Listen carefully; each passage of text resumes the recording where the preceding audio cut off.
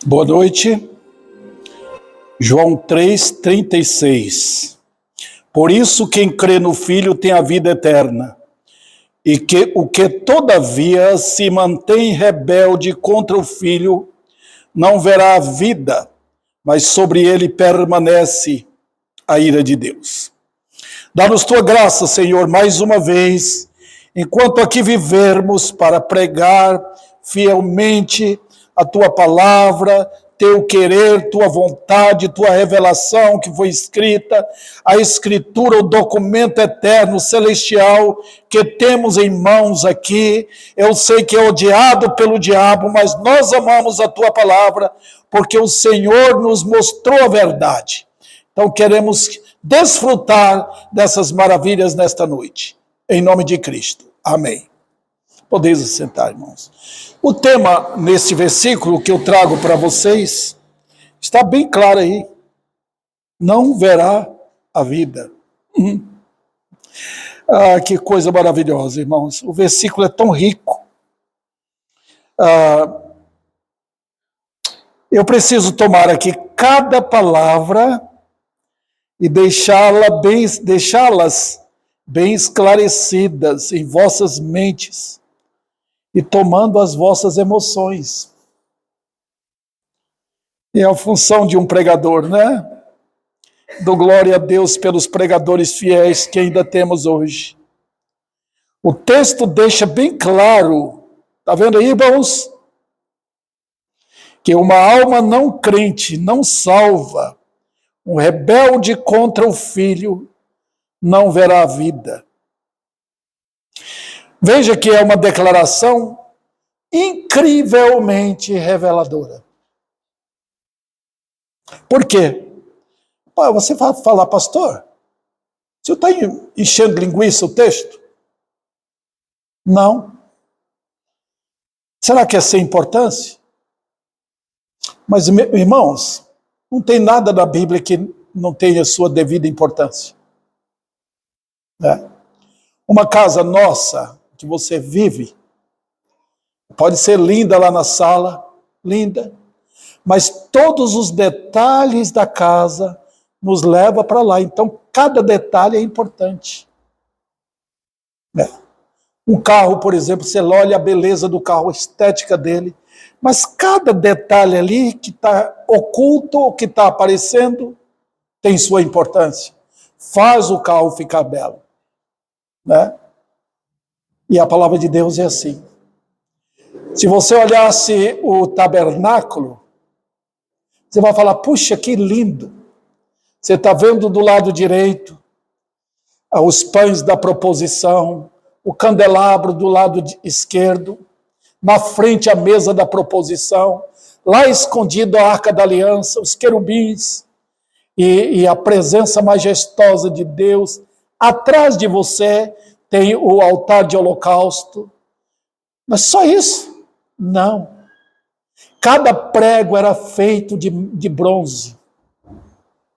Então, cada detalhe, as cortinas, aquela madeira era madeira de acácia, uma madeira que nunca apodrecia. Era coberta de ouro. Então, ali tinha, na madeira, tinha a humanidade de Cristo e no ouro, a divindade dele. Em tudo, irmãos, em cada detalhe, tinha a glória de Cristo. Então, quando você pega um versículo da Bíblia, você não pode dizer, eu gosto disso, eu gosto daquilo. A sua importância lá está. O texto deixa bem claro, irmãos, que quem é rebelde contra o Filho não verá a vida. O que é vida na Bíblia? O que é vida, né? Porque para nós, irmãos, no brasileiro, no nosso linguajar cotidiano, a gente às vezes parece entender vida como jovialidade, né?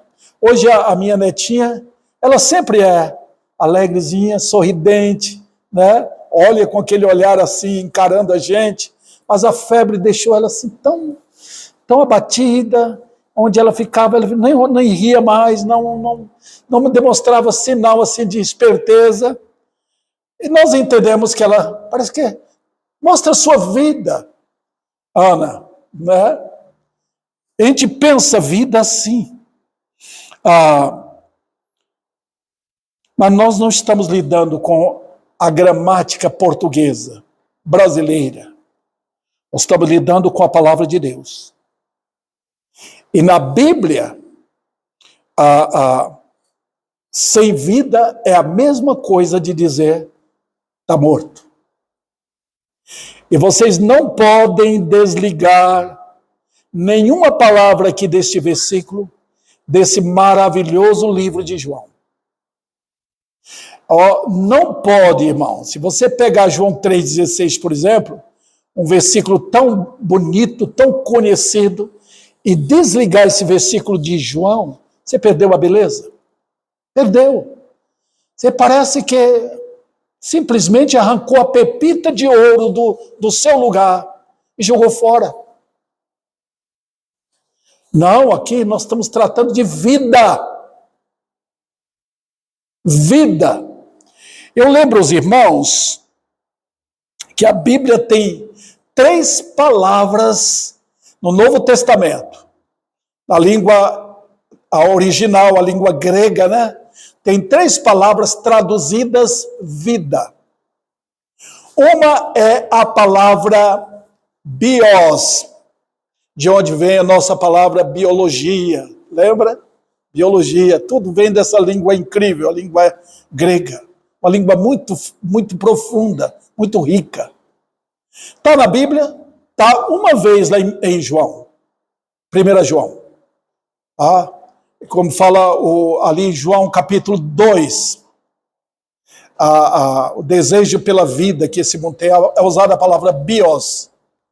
A outra palavra é a palavra que trata mais, bios trata do corpo. Vamos voltar aqui para assegurar isso para vocês. Bios se refere à parte física, essa parte que envolve paixões, em comida, aquilo tudo que resume dentro do nosso viver físico nesta vida. Esta é a palavra bios. A outra palavra é psique. Essa palavra, ela mais está ligada à palavra à alma. Como eu creio, irmãos, na tricotomia corpo e alma e espírito, que faz sentido na Bíblia. Tem alguns pastores que creem só em corpo e alma. Acham que espírito é sinônimo de alma. Eu não creio assim. Tá? Mas a palavra psique sempre refere à alma. Quando Jesus disse que adianta o homem ganhar o mundo e perder psique, a sua alma. Está vendo? Quando Paulo fala lá em 1 Coríntios, capítulo 2, versículo 14, ora, o homem natural não aceita as coisas do Espírito de Deus. Aquela palavra natural é uma palavra ligada, é uma palavra, a palavra psique, ligada ao homem natural, que envolve a alma. Mas a outra palavra é a palavra zoe. Ela refere à vida e ela está mais ligada aqui em João. Quando aparece vida aqui em João, é sempre zoe, não psique. Os irmãos entenderam agora? Zoe. Zoe refere-se à vida espiritual. É o homem interior. É a vida que há em Cristo. Por exemplo, João fala lá na sua primeira carta, quem tem o Filho, tem a vida. Ele usou qual palavra? Ele usou a palavra de zoe. Aquele que crê no Filho, quem crê tem a vida eterna. Zoe. Maravilhoso isso, irmãos. Outro detalhe aqui, irmãos, é quando aparece a palavra, ela faz sentido no fato de que tem 2 tipos de vida, vida natural e vida espiritual. Vida em Adão e vida em Cristo. Está vendo? Quando Jesus está falando aqui, quando a Bíblia está falando aqui, que não verá a vida, que vida é? A vida que há no Filho. Puxa, é a vida que há em Adão. Quando meus netinhos nasceram, vida que há em Adão. Quando eu nasci em 1953, vida que há em Adão. Quando você nasceu, no ano, naquele dia que você nasceu, vida que há em Adão. Ninguém nasce crente, irmãos.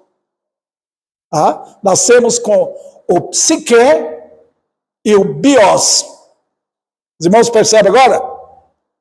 Então o homem lá fora, ele tem duas coisas. Bios e o psique. Está vendo? É a vida física regida pela alma e a alma dominada pelo bios, que é o corpo. Mas aqui nós não estamos tratando disso. Veja, irmãos, esse texto é desafiador.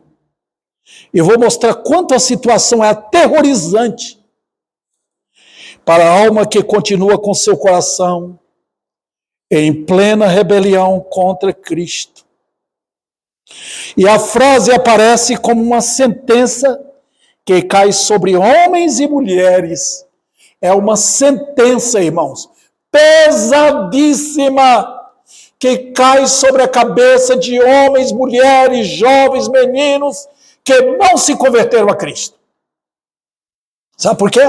Uma sentença, um decreto de Deus o Pai. Não verá a vida. Vamos ver agora, eu terei 3 pontos.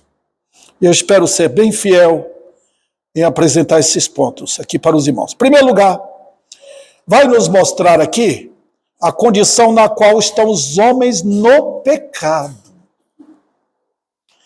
E eu falarei 4 coisas aqui. Primeiro, a palavra de Deus mostra esta real diferença. Você é um crente? Você ganhou a vida. Os irmãos perceberam a diferença entre ter vida, psique, e bios? Bios não, zoe, que é a vida em Cristo. Quando Jesus confrontou Nicodemos, a primeira coisa que Nicodemos fez, ele foi entrar em assunto natural. Tu és mestre, e eu sei. Jesus imediatamente entrou em assunto espiritual. Ele quebrou aquela tese natural de envolver a religião com nada. Ele chamou Jesus, chamou de rabino, tu és mestre, tu fazes isso e tal. Jesus falou, quem não nascer de novo não pode ver. Os irmãos perceberam? A vida só tem por nascimento. Então ele foi franco, ele foi direto, ele foi bem forte ali com Nicodemos. Se você não nascer de novo, Nicodemos, quem não nascer de novo, não verá. Não pode ver. Você está lidando com o reino daqui. Você não está lidando com o reino do céu. Então tem 2 reinos. Quando eu nasci, eu me envolvi com a vida aqui. Me envolvi com meus pais, com meus irmãos, com a vida lá na Bahia, com a vida no mundo. Tá? E hoje nós nos envolvemos muito mais por causa da internet, conhecemos as nações, basicamente tudo ficou perto para nós. Envolvemos com esta vida física, bios, e envolvemos com a vida da psique, que é a vida natural. Mas para entender coisas relacionadas ao céu, precisa da vida zoe. Os irmãos já leram Eclesiastes, eu espero que lembrem. O livro de Eclesiastes faz parte da Bíblia? Faz. E ele tem sua incrível importância na Bíblia. Porque o propósito daquele livro, naqueles 12 capítulos, é mostrar o que um homem natural pensa. O que tem na mente do homem natural? A resposta é simples. Vaidade, de vaidade, tudo é vaidade. Né? Em Eclesiastes, o homem vê a vida do sol para baixo, não do sol para cima. Os irmãos perceberam? Ele vê o que está acontecendo aqui E ele transmite a vida natural, no trabalho, na disciplina, no amor pela esposa, na vida normal. Ele vai transmitir até na vida religiosa. Ele chama Deus de Deus, nunca chama Deus de Senhor ali. Porque não conhece a vida que há em Cristo. Então vamos lá, irmãos. Esta vida que nascemos, irmãos, ela é igual, um pouco, é diferente da vida dos animais, porque os animais não foram criados com capacidade de pensar, de raciocinar, de entender com a consciência. Não. Os animais têm a vida animal. Os animais não têm alma, por favor, né? Eles são seres viventes. Os homens têm alma. Mas nota como entrou o pecado. Quando o pecado matou o homem, quando o pecado rompeu a ligação com Deus, imediatamente morreu. Está vendo? Aquela ligação de comunhão com Deus. Na criação, não havia vida que é em Cristo, havia vida da criação. Deus não cria nada imperfeito. Era uma vida assim para ter comunhão, conhecer Deus, tá? Até que entrou o pecado. Matou o homem. É por isso que Jesus disse, meu Pai trabalha até agora, e eu trabalho também. Trazendo o quê? Vida. Vamos lá, irmãos. Nascemos com a vida natural, vinda de nosso pai, Adão. Não tem meio termo. Eu já preguei aqui, irmãos, em Isaías 57, aquele texto ali, naquele começo daquele capítulo impressionante, é amedrontador. Porque o que faz ali? O que Deus faz ali? Ele pega o homem e rasga o homem. Rasga e mostra o que ele é lá dentro. Chama nossa mãe Eva de adúltera. Já imaginou o ódio de Deus contra o pecado? Já imaginou? Mostra quem eu amo, com quem eu tenho contato, com o diabo. O que eu tenho escondido lá dentro? Um amor secreto pelos poderes das trevas. Impressionante, irmãos. Eu creio que 90% dos crentes aqui no Brasil desconhece a doutrina da depravação total, porque não sabe o que é pecado. Vamos lá. A nossa vida é fruto de pecado. Fruto de pecado. Você sabe como é que Deus aponta nosso erro? Quando você fala, meus pais. Quem eram seus pais? Lembra quando os fariseus falaram para Jesus? Se nós estivéssemos nos tempos de nossos pais, nós não teríamos feito o que eles fizeram com os profetas. Parecia bonito, né? Eles mataram os profetas. Né? Mas Jesus falou, vocês estão apenas dizendo de onde vocês vieram. Dizendo quem são seus pais. Que descendência maligna vocês têm.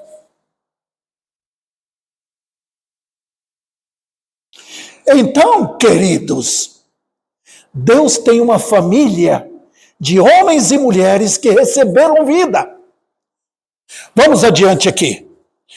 Ela é fruto do pecado, e em toda lei Deus revela o estado de imundície na qual o homem no pecado se encontra.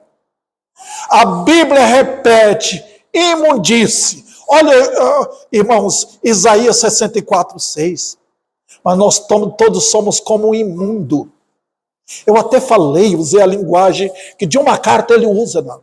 Ele a ilustra. Que a palavra imundície ali era aquele pano usado pelas mulheres naquele tempo para a menstruação. Trapo de imundície.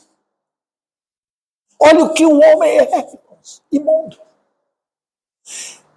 Então, você vai ficar com raiva do pastor? Não. Você vai ficar com raiva de Deus, porque é Ele que fala. Veja também, irmãos, esta vida natural nos colocou como o quê? Como condenados. Será que eu preciso ampliar isso? Mas preciso. Sabe por quê, irmãos? Nós não temos capacidade nenhuma de ficar lembrando dessas coisas. Nós queremos coisa positiva, mas isso é positivo aqui. Isso é positivo. Olha, irmãos, nós nascemos numa vida natural que nos colocou como condenados. Então ninguém nasce bonzinho. Davi compreendeu isso na prática, no terror do pecado, na queda dele, que levou Davi a sentir na pele. Ele, como um crente, ele sentiu na pele, até o final da sua vida, ele sentiu um horror do pecado. Foi aí que ele entendeu na prática, apareceu brotando no peito dele o terror do pecado. Eu nasci na iniquidade, e em pecado me concebeu minha mãe. Olha, irmãos, Deus fez isso com Moisés. Moisés, logo no começo, quando Deus chamou ele com 40 anos de idade, ele estava ali cheio de orgulho.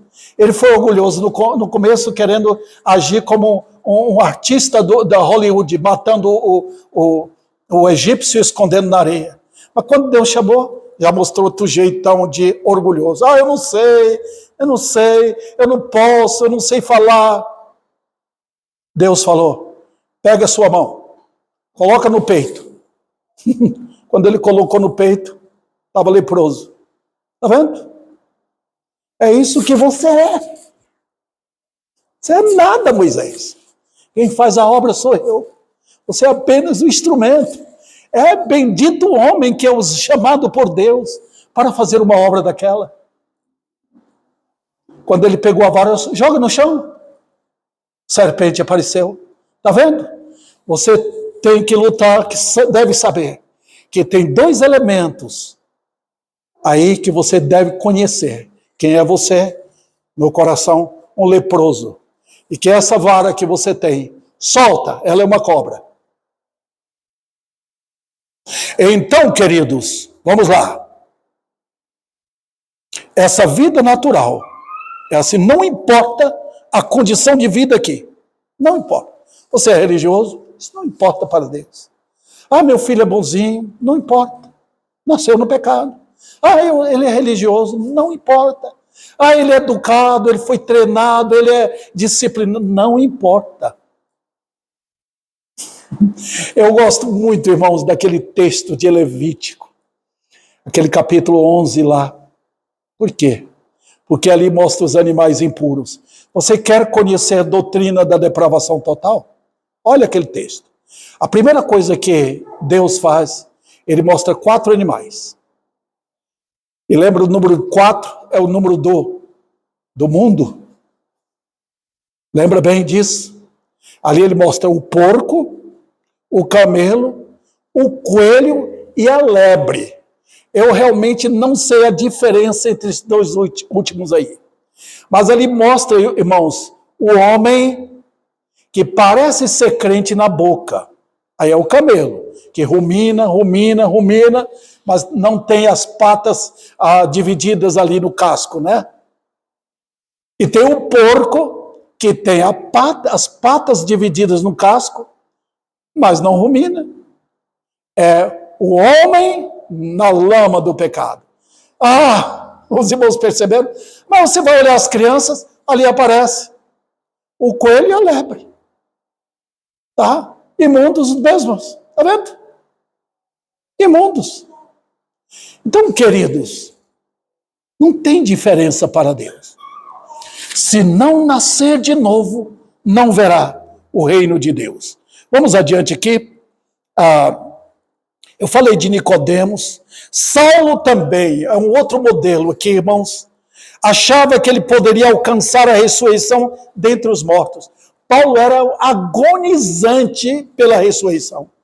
A doutrina principal dos fariseus era a doutrina da ressurreição. E Paulo lutava ardorosamente, exaustivamente. Ele era extremamente zeloso. Ele mesmo diz, lá em Filipenses. Mas ele jogou tudo fora como lixo, irmãos. Já imaginou um homem zeloso daquele pegar tudo aquilo e jogar no lixo, até que ele viu a vida. Ele viu Jesus. Ele não viu uma igreja. Ele não viu um pastor. Ele não viu Barnabé. Ele não viu outro. Ele viu a Cristo. Ele conheceu a vida. Então vamos lá, irmãos. Observe bem aqui. A condição do homem natural é o quê? Morto. Não existe. Enquanto a Ana não nasceu, ela não existia. Enquanto o Theo não nasceu, ele não existia. Ele veio existir quando nasceu. Para Deus, o homem natural não existe. Não. Pastor, mas é demais. Não existe. Ele é visto como homem natural. E como homem natural, ele é responsável. Quando eu prego o evangelho, eu falo para o homem natural. E Deus fala, arrependa, humilhe perante Deus. Quem sabe Deus vai lhe salvar. Quando a Jeremias pregou, ele pregava ali naquelas ruas de Jerusalém, ele pregava nas praças, ele pregava lá na entrada do templo, não importava, ele pregava mesmo. Mas o que é que ele falava? Arrependa, arrependa. Quem sabe Deus volta. Nós não temos aqui essa linguagem arminiana para os homens. Faz uma decisão, não. A decisão do homem é se humilhar, cair perante Deus. Talvez o Todo-Poderoso terá misericórdia. É no pó que Deus conversa com o homem. Ele não sobe para falar com o homem, ele desce. Outro detalhe, irmãos. A existência é sem qualquer valor para a eternidade no céu. Deus considera o homem no pecado destinado ao lixão do universo. É o inferno. Vendo? Se você é um homem natural, olha, Deus não olha para você e fala, puxa, que relíquia. Não. Quando ele foi para a igreja de Laodiceia, os irmãos lembram do capítulo 3 de Apocalipse? Ele ficou, de certa forma, Deus estava até zombando deles, o Senhor. Recomendo que vocês comprem de mim, comprem colírio, para abrir os olhos, vocês não veem, vocês são cegos. Comprem vestimenta branca, vestidos brancos, justiça. Está vendo, irmãos? O Senhor está falando para todos, não conheço vocês. O que vocês estão fazendo na minha igreja? O que vocês estão fazendo no meio do meu povo? Arrependam. É porque no arrependimento é que eu opero maravilhas. Então a mensagem que Deus tem para o homem natural não é para mudar, não é para melhorar a vida aqui. Nós não fomos chamados para pregar um evangelho social, para levar comida para os povos, para as crianças. Nós fomos chamados para dizer a todos os homens, arrependei-vos, jovens, meninos, meninas, homens, mulheres, arrependam dos seus pecados, arrependam das mentiras, da fornicação, do adultério, de toda a desonestidade, da idolatria que vocês têm, arrependam dos seus pecados. Outro detalhe, irmãos. O homem natural é o morto que caminha para a morte eterna. E há uma ligação incrível entre o homem e a morte. Ele tem o maior prazer. Olha, queridos, o homem tem o maior gosto pela morte eterna. Ele espera só o momento de chegar e ser empurrado para lá. E mesmo no inferno, ele será o homem no pecado. Lembra que Jesus falou? Apartai-vos de mim, vós que praticais. Ele não coloca o verbo no passado. Ele não diz praticaram. Ele diz praticais. O homem é o mesmo. A natureza dele é a mesma. Aqui e no inferno. Outro detalhe. Também não há diferença entre os mortos. A não ser na aparência. Eu me lembro, eu já até contei essa experiência que eu tive aqui no velório. Eu não sei quem estava lá no velório, qual era o morto que eu tinha conhecido, né? Mas lá tinha o cadáver de um moço que sofreu um acidente. Ele ficou desfigurado. Tá? Mas tinha uma senhora que havia morrido também, uma senhora de meia idade, uma bela senhora. E eles passaram assim batom nela, arrumaram o rosto dela, parecia que estava dormindo. Estava morta. Então não há diferença. Morto é morto. Nota, irmãos, o homem do pecado é assim, não pode modificar a situação, mesmo que no mundo sejam enfeitados com a religiosidade externa, mesmo que participe de uma igreja batista, mesmo que cante, mas se não nasceu de novo, não verá a vida. Olhe bem, Cristo e seus mensageiros nunca mudaram a mensagem procurando atrair os homens por outros meios. Hoje estão fazendo isso. Vamos mudar aqui, vamos criar esse sistema. Não. O poder é da palavra de Deus. Se a palavra de Deus não atrair, não, nada mais vai, queridos irmãos. Eles mantiveram, os santos homens de Deus, mantiveram a verdade exposta. Vamos para o segundo ponto. É também uma condição permanente, sem vida. Sempre esteve assim. Desde o nascimento. E então, aí você fala, pastor, então não vou ensinar para meus filhos, estão mortos. Você está ensinando o homem natural. Você não está ensinando o que, dizendo que ele é crente. Eu vejo muitos ensinando o filho a orar. Não, você tem que ensinar para ele que ele nasceu no pecado. Quando Abel acordou para a realidade que ele estava fora do paraíso, aí foi um acordar de Deus. Aí que ele buscou o sacrifício pelo sangue. Foi. Então, queridos irmãos, veja, não adianta você ensinar um filho. Ora a Deus, não, ele não pode orar. Ele precisa saber como ele nasceu, quem é o Deus, ensina sobre a criação, ensina sobre isso, ore pelo seu filho, até que Deus mostre misericórdia para ele. E salva aquela pessoa. Outro detalhe. Há também no homem natural um desinteresse por Deus. Desinteresse. Pode ser, eu nasci numa família evangélica, já falei isso para os irmãos várias vezes. Eu não era crente.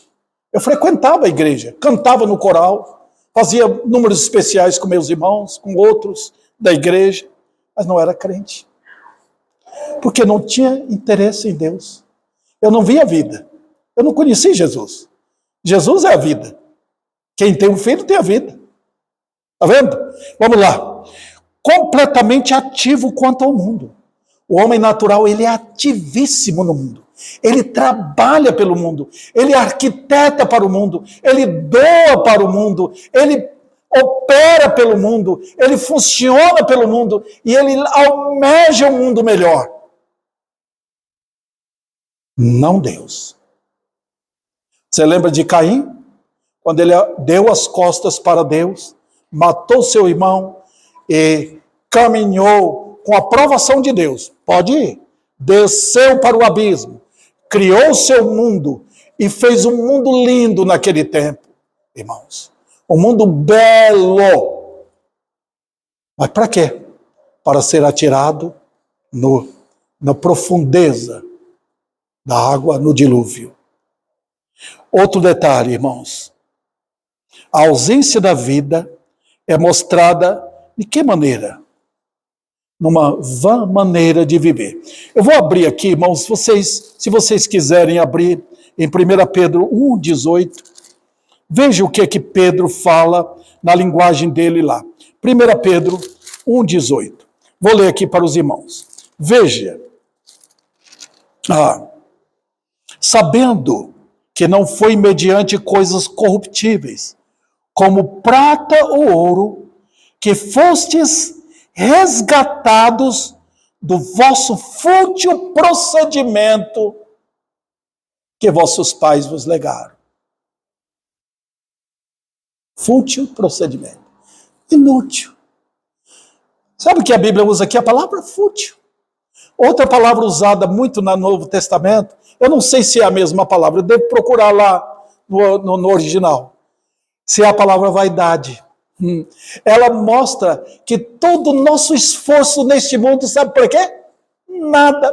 Para que eu estou trabalhando? Para que eu estou estudando? Para que eu sou religioso? Para que eu alimento? Para que eu constituo família? Para o nada. Para a vaidade. Qual é o fruto de todo o trabalho dos homens do mundo? Para o fogo. Os irmãos lembram aquele capítulo maravilhoso, capítulo 51 de Jeremias, o penúltimo capítulo do livro.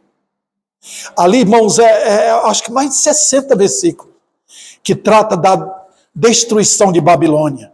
No final, Deus vai vou destruir os muros de Babilônia. Os muros eram tão largos, irmãos, talvez dessa largura aqui do nosso templo. Talvez. Dava para correr carro em cima. Mas eu vou destruir tudo e vou mostrar que os homens trabalharam, lutaram, fizeram isso aqui, derramaram suor, gastaram dinheiro para o fogo. Os homens trabalham no mundo para quê? Para o fogo. Vamos adiante. Está servindo a Deus, não a Deus, mas ao pecado. Os seres humanos foram criados para servir a Deus. E não há o que chama de livre-arbítrio. O único dono do livre-arbítrio no universo é Deus. Até o diabo é o escravo do pecado. Veja, irmãos, somos escravos. A Bíblia é bem clara lá em Romanos. Somos escravos daquele a quem obedecemos. Então não há liberdade, não. Aquilo que parece ser liberdade revela-se escuridão. O homem no pecado, ele é igual ao peixe que só pode mover-se dentro da água. Tira o peixe da água e ele morrerá. Põe o incrédulo dentro da igreja e ele vai ficar asfixiado aqui na igreja. Ele não pode com coisas santas, porque não é o ambiente dele. Também, irmãos, há uma insensibilidade no morto a tudo aquilo que se refere a Deus. Vamos lá. Ele é estranho aos princípios de vida que são ligados aos crentes. O homem natural não ora, ele reza. E se ele ora, é a mesma oração de sempre. Pode perceber que o homem natural, quando ele vem na igreja para orar, ele sempre está voltado para as coisas que ele quer. Um problema de saúde, um emprego, mas nunca a glória para Deus, nunca a adoração concentrada no seu ser, nunca há um amor por Cristo, não há. Também as músicas dele, pode observar que um homem no pecado, ele não tolera adorar a Deus em espírito e verdade, ele é tomado por um sistema de culto mundano, e se a igreja estiver envolvida com músicas mundanas, ele vai querer estar, porque é o ambiente dele. Outro detalhe, queridos irmãos, não há qualquer sinal de coisas eternas. A vida em Cristo é coisa eterna, irmãos. Nós lidamos com coisas eternas. E quando envolvemos com coisas naturais, trabalho é ligado com coisa eterna. Nós não jogamos as coisas naturais fora, não jogamos nosso dinheiro fora, não jogamos nossos empregos fora, não jogamos nossa família fora, não jogamos nossa sociedade fora, mas nós ligamos e concentramos tudo, envolvendo tudo em coisas eternas. Os irmãos perceberam? Então, por isso que estamos na igreja, lemos a Bíblia, envolvemos-nos em oração, fugimos do mal, então é a vida espiritual que traz beleza à vida natural. Os irmãos perceberam? Na vida espiritual, a vida espiritual encanta, adorna, embeleza a vida natural. Vamos lá. Outro detalhe.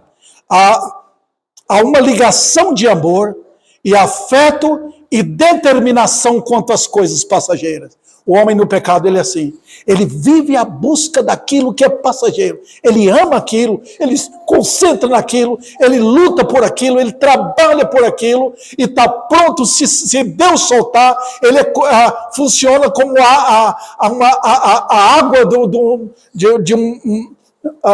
de um tanque. Quando você abre uma represa, por exemplo, aquilo solta. O homem natural, se Deus soltar, ele vai roubar.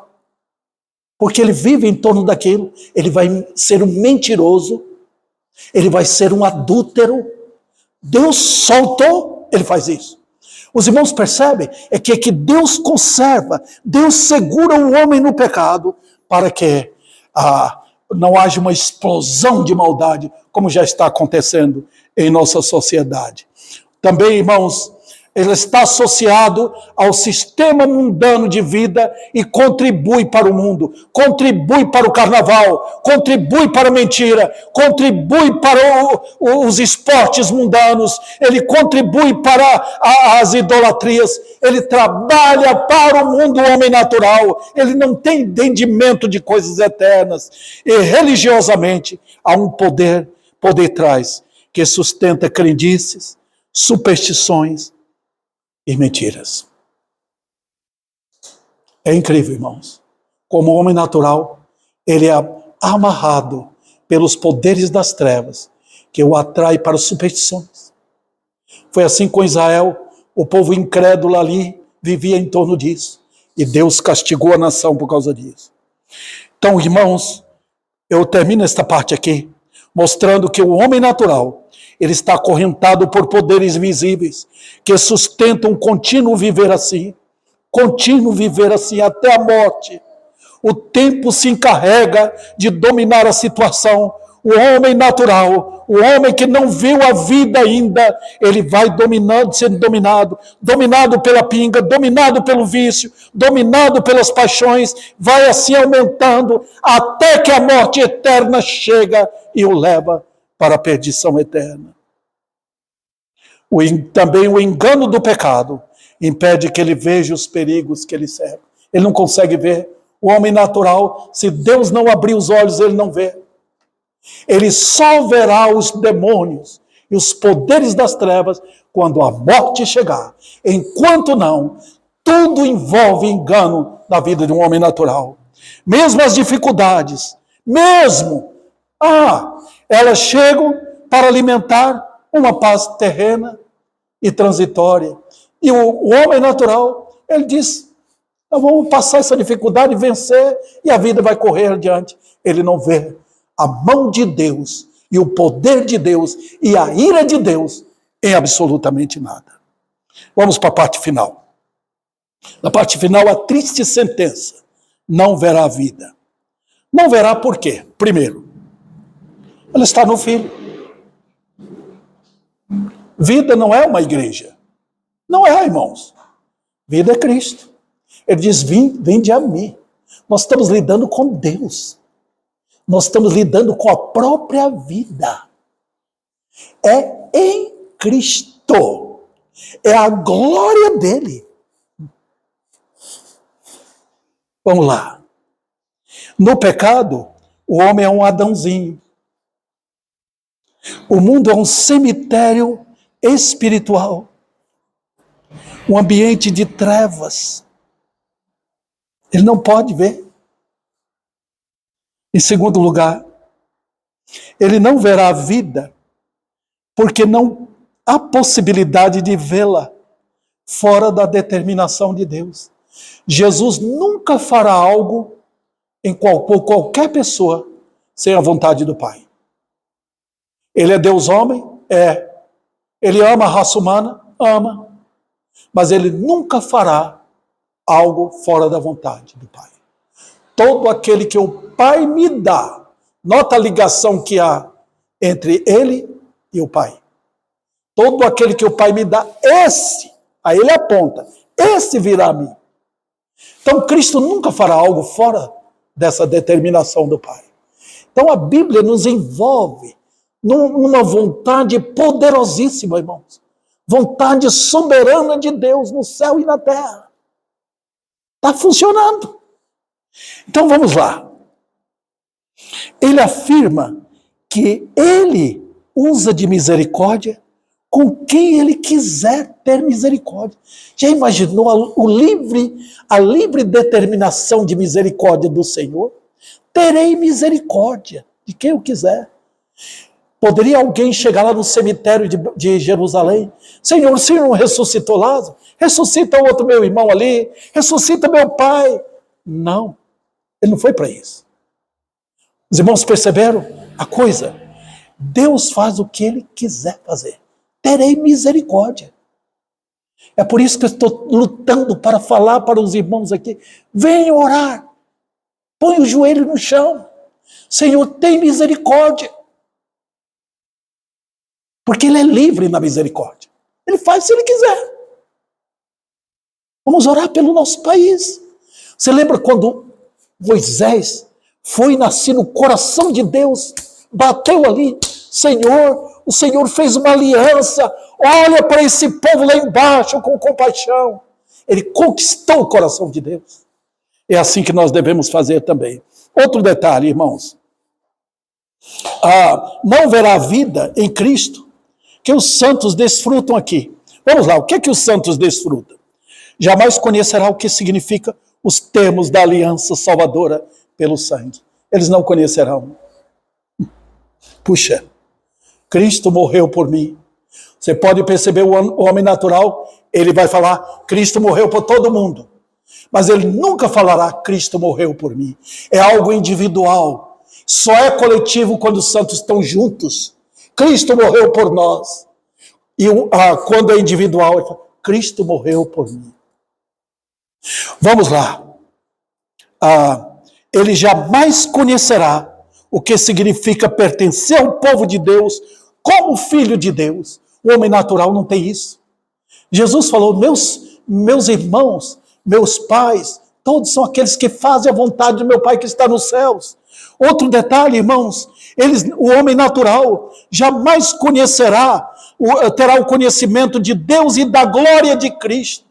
Não, é por isso que o homem natural facilmente corre para os testemunhos de Jeová, facilmente corre para o espiritismo, para outro centro de idolatria, porque não conhece a glória de Cristo. Enquanto Paulo não viu a glória do Salvador, ele era o Paulo severo, assassino, pronto a, se pudesse, matar o próprio Senhor Jesus Cristo.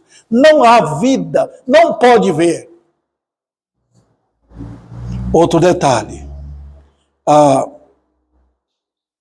Jamais terá capacidade de saber quem são os verdadeiros inimigos que se disfarçam na escuridão. O homem natural não percebe. Ele não sabe o que é um falso profeta. Ele também não sabe o que é um homem de Deus. Ele não sabe o que é o perigo de ser envolvido por artimanhas do diabo. Ele não conhece os poderes das trevas. Ele não sabe que Satanás se esconde nas trevas. Ele é enganado pelas artimanhas, habilidades do diabo. Ele também, irmãos, jamais conhecerá o amor de Cristo nos santos e o poder libertador da graça. O homem natural vai dizer que nós somos presos, quando eles são presos. Eles não veem que os grilhões, as cordas e as algemas que os prendem são invisíveis. Eles não percebem a diferença. É a liberdade que sobe e a liberdade falsa que desce. Vamos lá. Outro detalhe. Ele não verá a vida perfeita e gloriosa que espera os salvos após a morte. Eles não verão a vida que espera os salvos. Após a morte, os santos imediatamente veem o portão da Nova Jerusalém aberta para eles. E os ímpios não verão. E também, vou terminando aqui, irmãos, não há qualquer meio de ver a vida, porque é completamente incapaz de enxergá-la. Não tem, é morto.